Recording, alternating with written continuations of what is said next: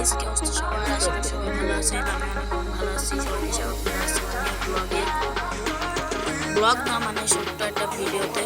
Guys, আজকে কিন্তু আমরা বর্ধমানের পাশে একটা ভাটা এসেছি। এখানে কিন্তু অনেক সুন্দর লাগছে, মানে নিরিবিলি একটা জায়গা, আশপাশে কোনো মানুষ নেই।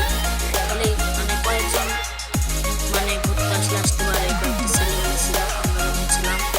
অনেক সুন্দর, ওই যে পাহাড়ের মতো দেখা যাচ্ছে। আমরা মাঝে মাঝে আসি, কিন্তু দুঃখের বিষয় এখানে কিন্তু আগে অনেক কাশফুল ছিল, কিন্তু এবার এটা দেখছি সরষে দিয়েছে, তাই এখানে আর কাশফুল হয় না।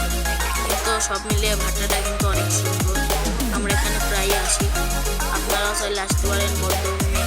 বদ্ধভূমি রোডে এসে বাম দিকে একটা রাস্তায় ঢুকেই প্রথমে আমরা কিন্তু অনেকক্ষণে এখানে থাকি।